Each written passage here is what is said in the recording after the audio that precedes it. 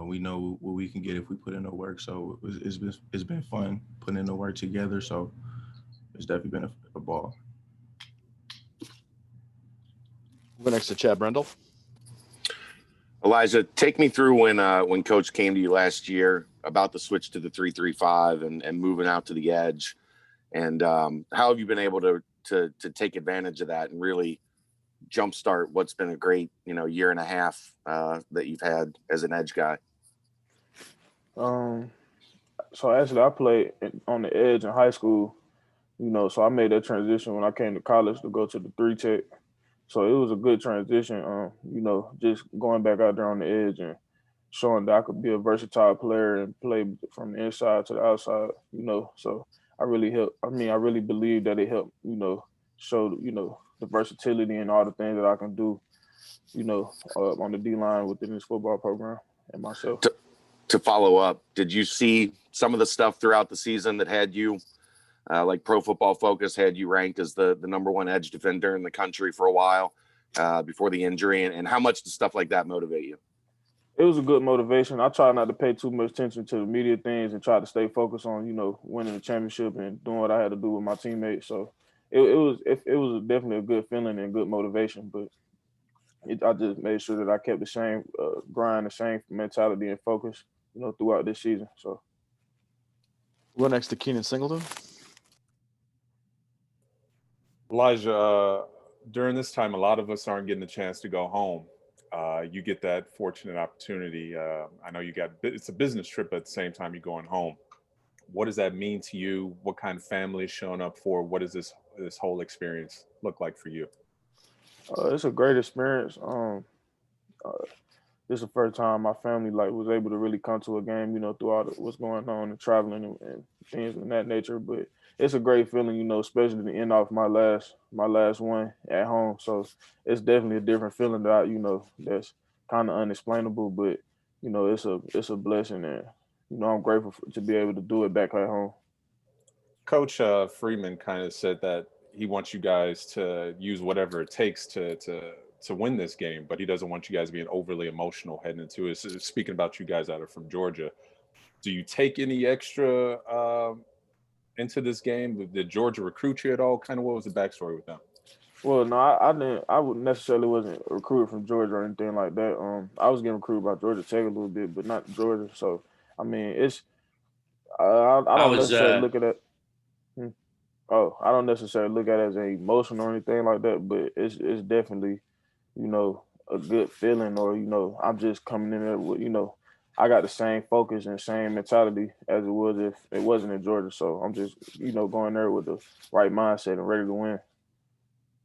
Take our next question from Charles Odom with the Associated Press. Coby, can you talk about the pride factor, both with your unit's national ranking and interceptions, and also the streak that your team has in forcing turnovers? We just come out and play. We have that mentality, like Elijah said, to take what's ours. So we wouldn't get the turnovers without the D linemen. So they help us a lot with the pressure and us just doing what we're supposed to do, and it just falls in our place. We're next to Charlie Goldsmith. Coby, how are there so many guys on your team, specifically the defense, getting NFL looks right now? How have so many guys been able to develop in that way?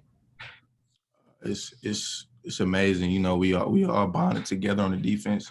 We're all one. We're all brothers. So, we're all there for each other. We all put in the work, and when you put in the work, it doesn't get unnoticed. So we're just forever grateful.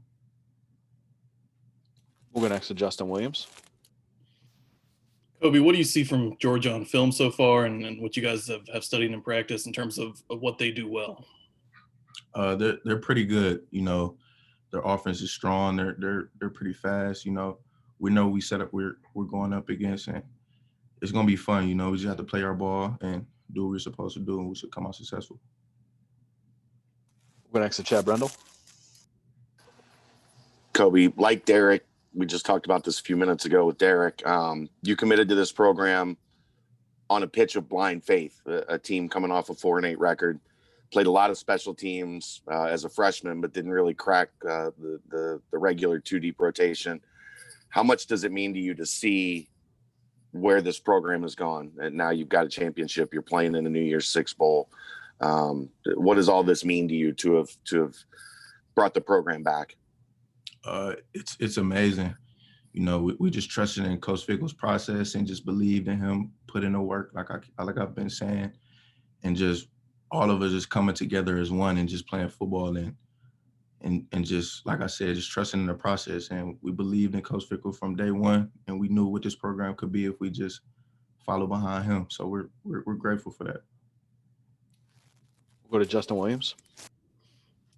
Elijah, Coach Freeman once said that when he first got here, he wasn't sure if you would play much for this new coaching staff. I'm sure he's told you that at some point. That obviously changed quite a bit. You became an all-conference player. Mentioned one of the top-rated defensive ends in the sport. How have you been able to do that? How have you gone from a guy who they weren't totally sure about just at first glance to being a huge piece of this defense? The way I did that was, just battle through adversity, kept the same mentality, didn't let things bring me down. I just kept working and I just kept working basically. Like I just was grinding and did what I had to do, and eventually I came on top and, overcame whatever it was that was holding me back. So that's what I had to do. We'll go next to Chad Brendel. Elijah, 4 years later, when I say attention training, what is that? What reaction do you have to that phrase? Man, attention training was definitely a crazy moment. It was a lot of adversity, and it just, at the end of the day, I feel like looking back on it now, it brought us to be where we at now. So it started a culture, it started a mindset. So, I look back at it now and say I appreciate it, but at the time it was just it was hectic. How close did it come to breaking you? Because I heard there's a lot of guys that broke.